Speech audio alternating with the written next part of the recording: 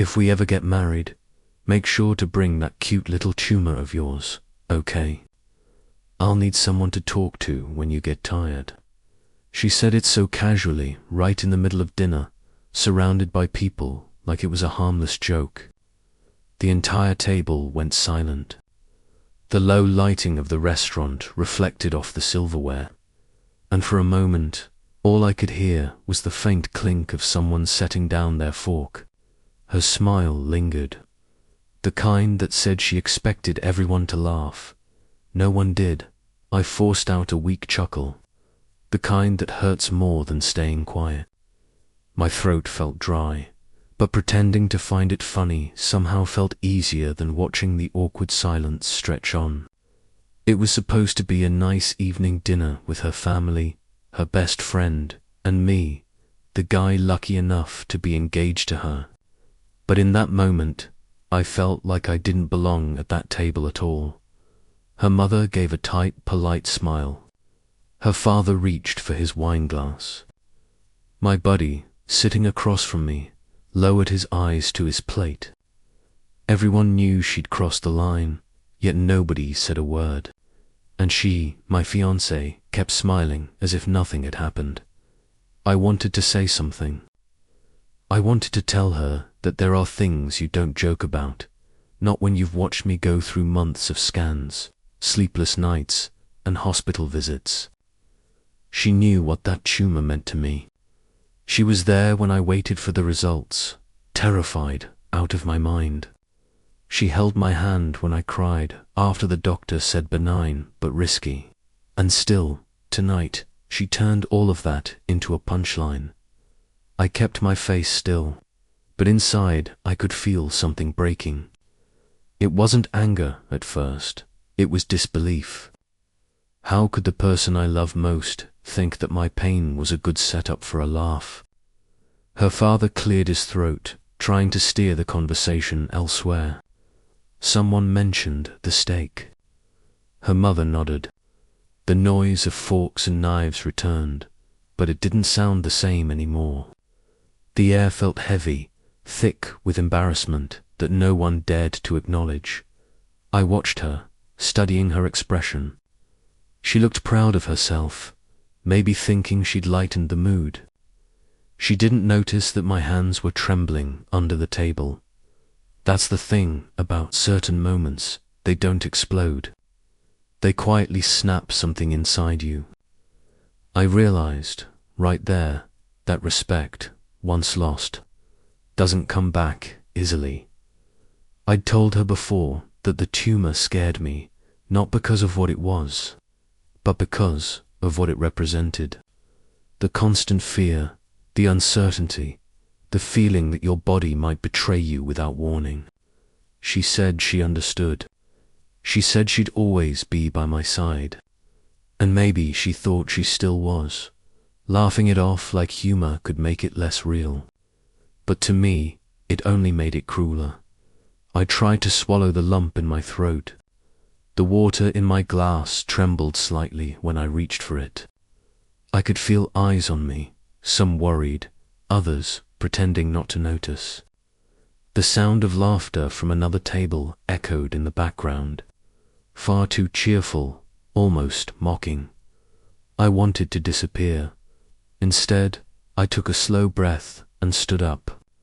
My chair scraped softly against the floor, and all conversation stopped again. She looked up at me, surprised. "Hey, where are you going?" she asked, still smiling, still thinking maybe I was heading to the restroom. I didn't answer. I just placed my napkin beside my plate, pushed the chair back under the table, and walked toward the door.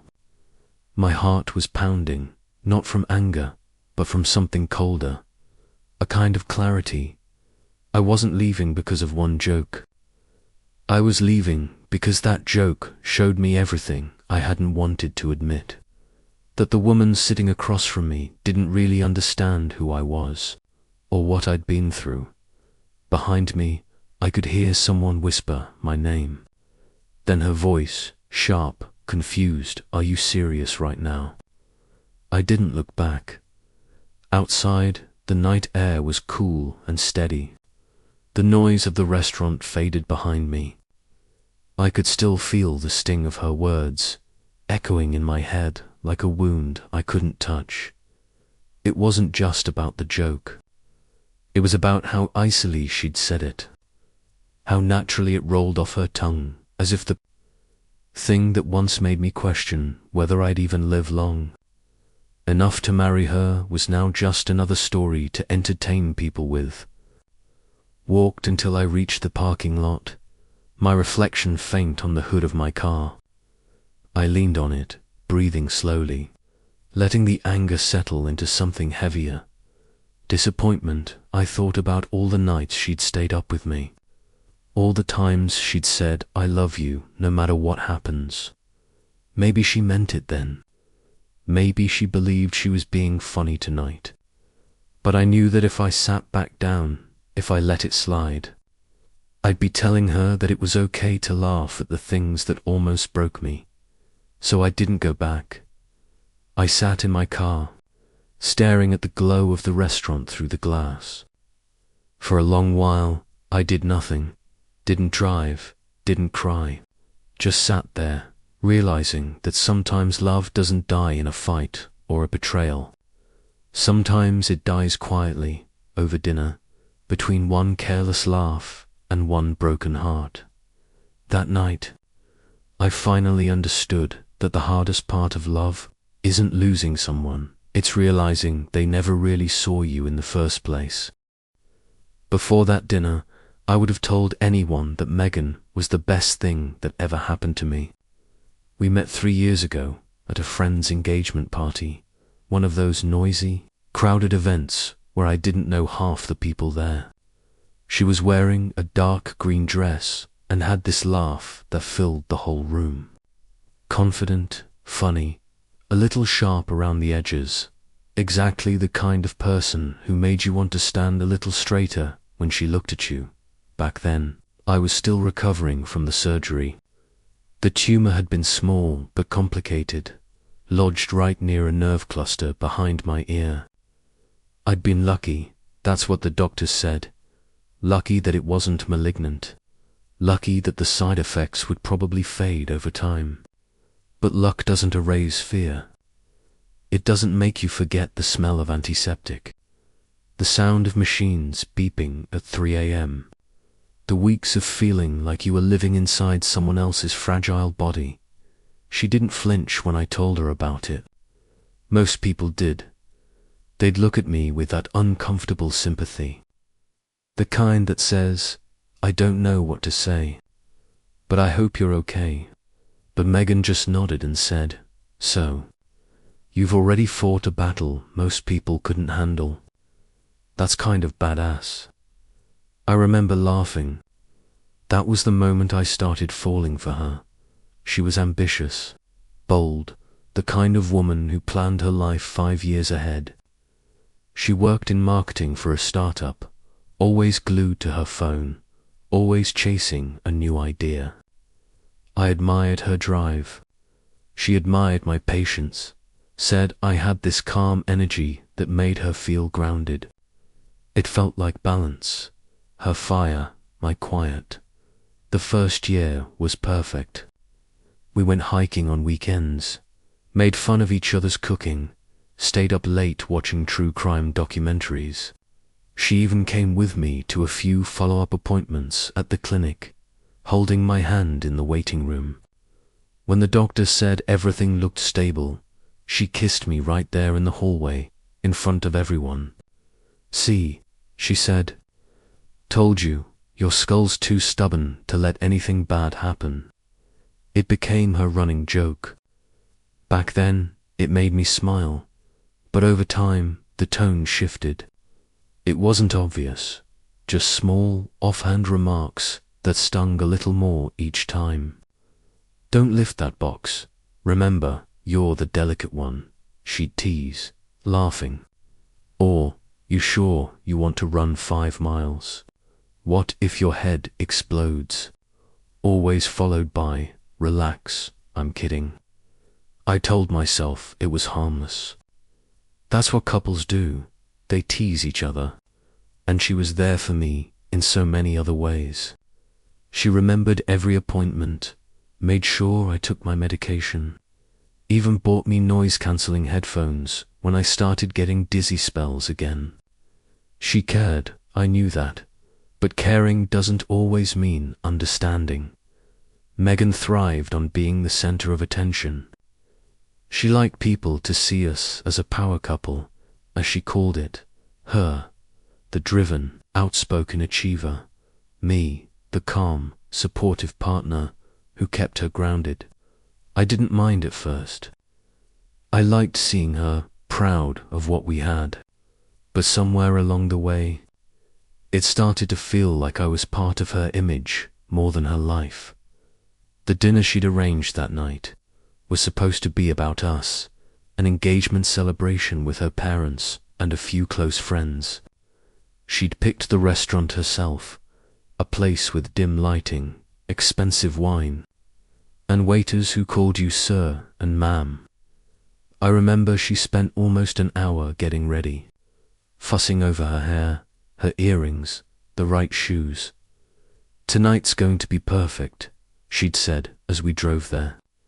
"No medical talk, no sad stuff, okay? Just fun. People love it when we're fun." I'd smiled and agreed. I wanted it to be perfect too. Maybe that's why it hit me so hard when it WASN single quotes T.C. When you've been through something like a tumor, even a benign one, you learn that normalcy is fragile. Every laugh, every meal, every plan feels like a quiet victory. You don't need grand gestures. You just want peace. And for a long time, Megan gave me that peace. She made me feel normal again. Loved, even. That's why, when she made that joke at dinner, it wasn't just a joke. It was the moment I realized she didn't see the same line I did. The line between teasing and cruelty, between comfort and carelessness. After I walked out, I sat in my car replaying the last few months. There had been other moments, smaller ones, that now seemed like warnings I'd ignored.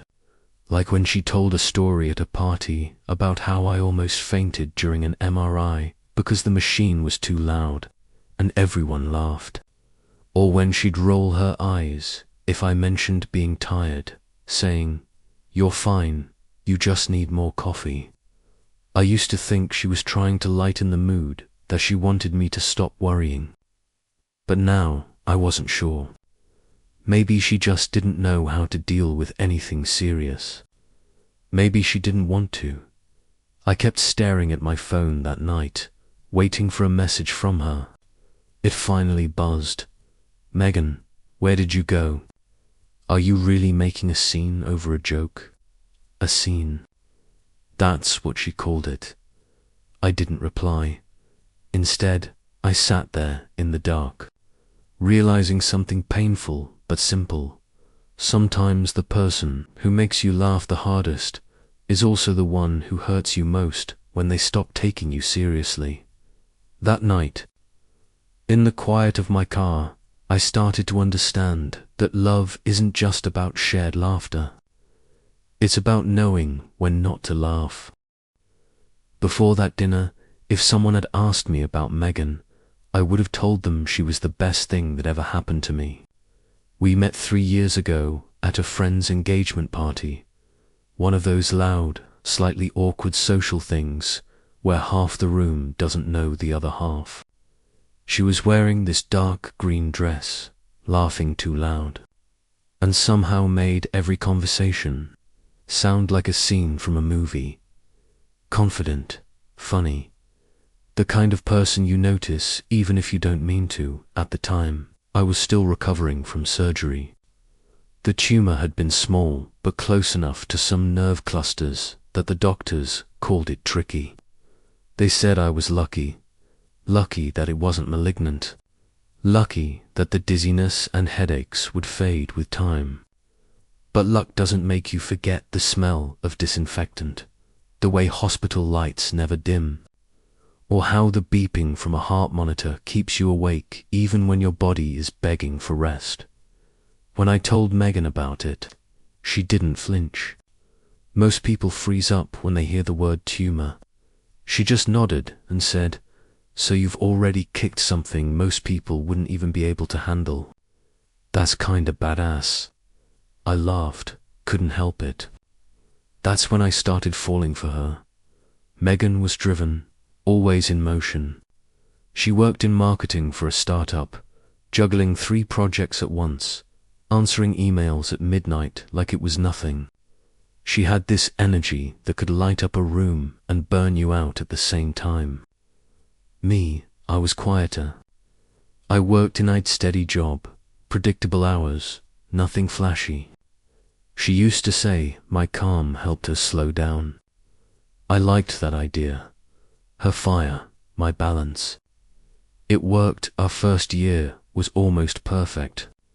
We hiked on weekends, messed up dinner recipes together, binged Netflix until 2 a.m. She'd go with me to my follow-up appointments, sit in those freezing waiting rooms, and squeeze my hand while the doctor looked over the scans. When he said everything was stable, she grinned, kissed me right there in the hallway, and said, "See, told you your skull's too damn thick to let anything bad in." That used to make me smile. Then slowly the tone started to change. "Don't lift that box, remember? You're the delicate one," she'd tease, half laughing. Or, "You sure you want to run 5 miles? Don't want to make your head explode." Always followed by, "Relax, babe, I'm kidding." And I'd laugh too. That's what you do, right? You take the joke, you keep the peace. And to be fair, she was still good to me. She'd remind me to take my meds, make sure I ate when I skipped lunch, even bought me noise-cancelling headphones when I said the dizziness came back. She cared. I know she did. But caring and understanding aren't the same thing. Megan liked being the center of attention. She loved people, the energy, the validation, the feeling that eyes were on her. To her, we were a power couple. She'd introduce us like we were some brand. I'm the creative, he's the calm one.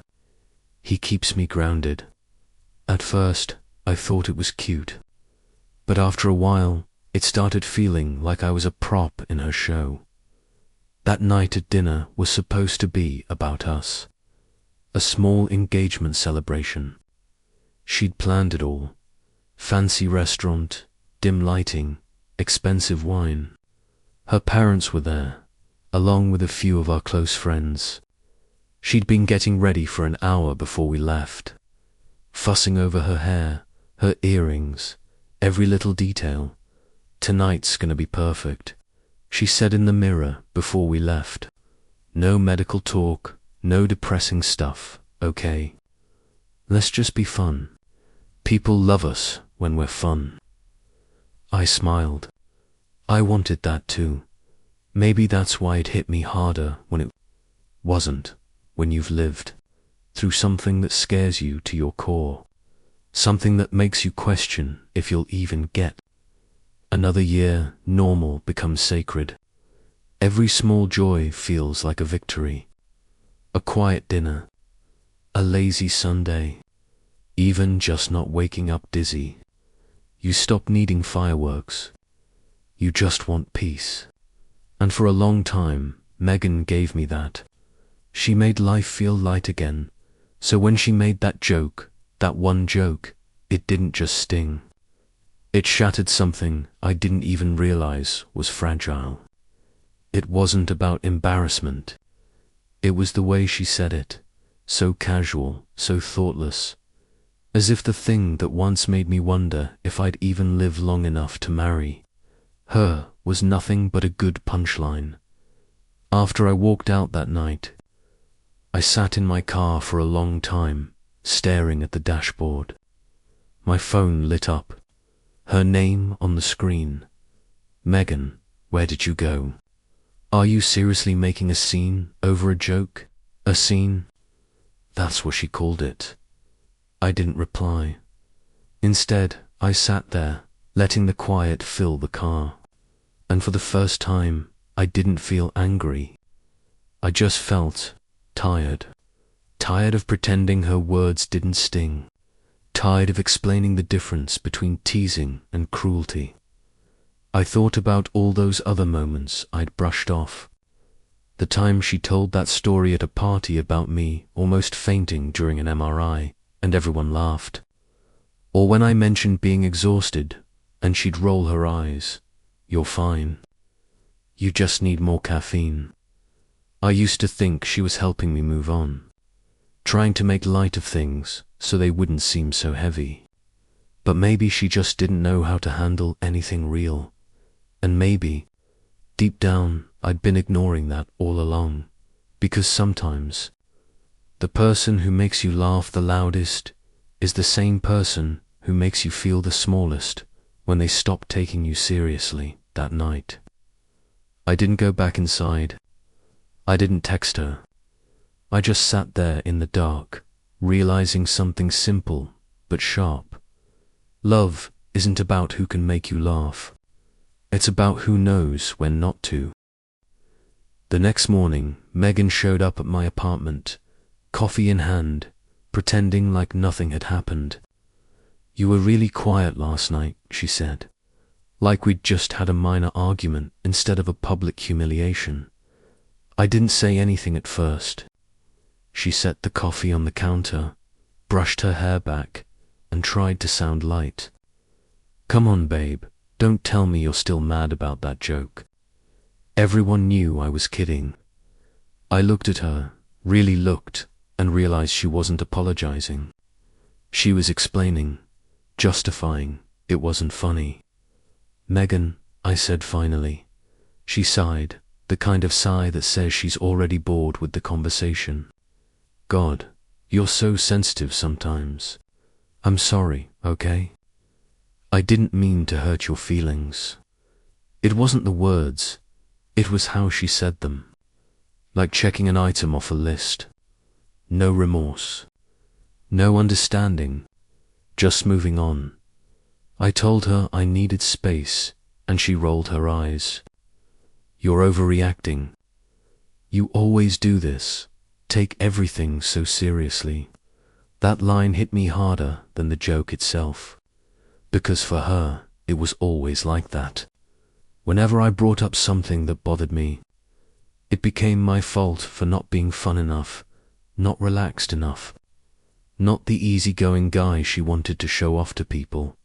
She grabbed her purse and said, "Call me when you're ready to stop sulking." Then she left, the door clicked shut, and for the first time, the silence in my apartment didn't feel peaceful. It felt heavy. I sat on the couch, staring at the cold coffee she'd left behind, and thought about how something so small, just a few words, could change everything. But it wasn't just those words. It was the pattern, the small cuts that build up over time until you realize you're bleeding. And for the first time since we met, I wasn't sure if I still wanted to call her mine. I didn't call her. I didn't text. I didn't even check her social media for the first couple of days. The apartment was painfully quiet, just the hum of the fridge and the ticking of the clock, reminding me that time was still moving, even if I wasn't. I thought maybe she'd reach out first. Maybe she'd realize what she'd said wasn't just a joke gone wrong. Maybe she'd show up, apologize, tell me she understood why it hurt. But she didn't.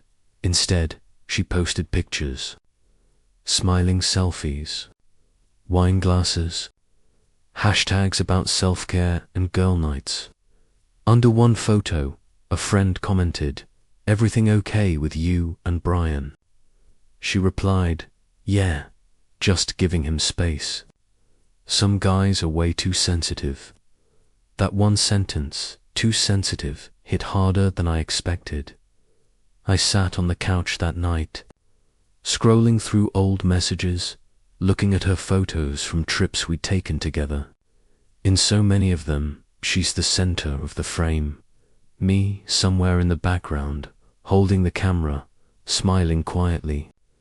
It hit me that maybe I'd been background in more ways than one.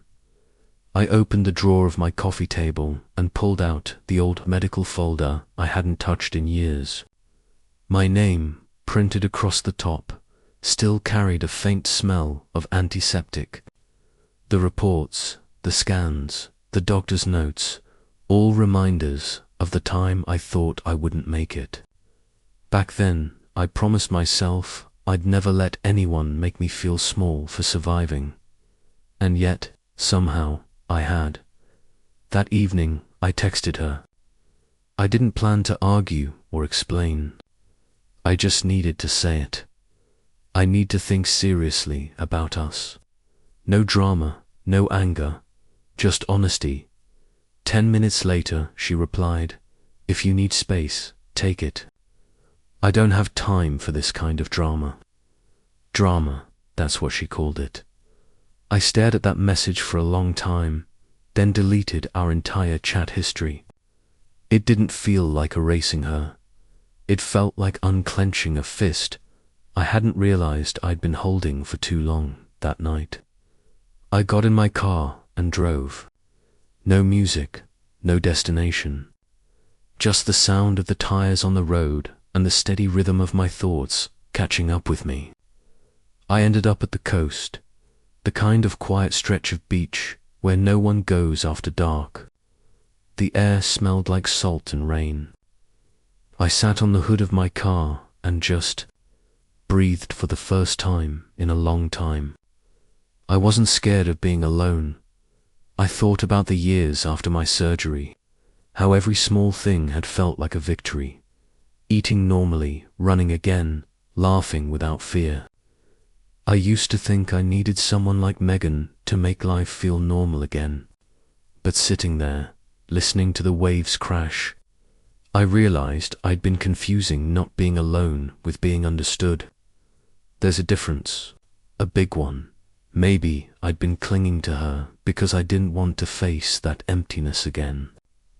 Maybe losing her felt like losing safety. But in that moment, with the wind cold against my face, I understood I'd already been lonely for a long time. I pulled out my phone and typed one last message.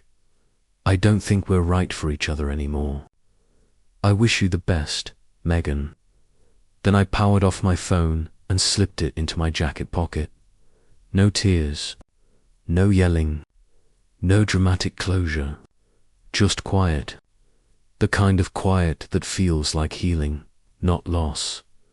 The waves rolled in and out, steady and calm, and for the first time in years, so did I. That was the night I realized something I'd spent too long avoiding. Not every love ends in a fight. Sometimes it just fades when one person stops caring and the other finally stops trying. The days that followed felt strangely still. No more good morning texts. No quick calls during lunch. No Megan laughing in the kitchen while burning toast. Just quiet, the kind that sits heavy in the air, until you realize you're finally breathing again. At first, I expected the crash. The kind of heartbreak that knocks you out, keeps you awake, makes you replay every word you should have said differently. But it didn't come like that. The pain didn't roar, it hummed. Soft, steady, like background noise you eventually stop noticing. I went back to work, came home, ate real meals again, started running in the evenings, headphones in, watching the sunset over the same streets we used to walk together. Life didn't feel normal, but it felt lighter, quieter. And for once, that quiet didn't scare me. One Friday night, I met up with Mark, my best friend, the one who'd been at that dinner, the one who hadn't laughed. We sat in our usual booth at this dimly lit bar downtown. He didn't say much at first, just slid a beer across the table and asked, "You doing okay?" I nodded. "Yeah," I said after a moment. I think I was in love with her for the wrong reasons. He raised an eyebrow but stayed silent, waiting. I sighed. I loved her like she was medicine, like she could fix everything that was broken in me after the surgery. But you take enough of any drug, and eventually it starts to poison you. Mark gave a small laugh, not mocking, more like he understood. "At least you stopped before the overdose," he said. I smiled, just a little. It wasn't bitterness I felt anymore, just a kind of clarity. I didn't hate Megan. In a strange way, I was grateful for her. She'd come into my life when I needed someone to remind me what being alive felt like. But she'd also taught me something even more important. Not everyone who says they care can handle the weight of what you've survived. A couple weeks later, I finally cleaned out my apartment. Old clothes, receipts, the pile of random stuff we'd collected together. When I opened the top drawer of my nightstand, I found a movie ticket, our first date. The print was fading, but I still remembered the night. How she'd laughed too loud during the previews. How I couldn't stop looking at her. I held that ticket for a long moment, then smiled. Not sadly, not bitterly, just peacefully. Some memories aren't meant to hurt forever. Some are there to remind you that even the wrong people can show up at the right time. I put the ticket into a small box with a few other keepsakes, closed the lid, and slid it back into the drawer. Not to forget, but to remember differently. To remind myself that sometimes people come into your life just to teach you how to love yourself a little better. That night, I went to bed early. No restlessness. No looping thoughts. Just quiet, the kind that doesn't feel empty anymore. The kind that finally feels like home. And lying there in the dark, I realized something simple and freeing. I hadn't lost anything. I'd just made room for peace. About 6 months later, when life had finally settled into something steady, I ran into Megan, completely by accident. It was a quiet Saturday afternoon, and I was at the grocery store picking up a few things for the week. I was standing in the bakery aisle, debating between sourdough and whole grain, when I heard someone behind me say, "Brian." I turned around, and there she was. Megan, her hair was shorter now, just brushing her shoulders. She looked good, maybe a little thinner, a little tired, but still beautiful in that effortless way she always had. What struck me most, though, wasn't how she looked. It was her eyes. They were softer, calmer. "Hey," I said. "Wow, it's been a while." She smiled a little awkwardly. "Yeah, it really has."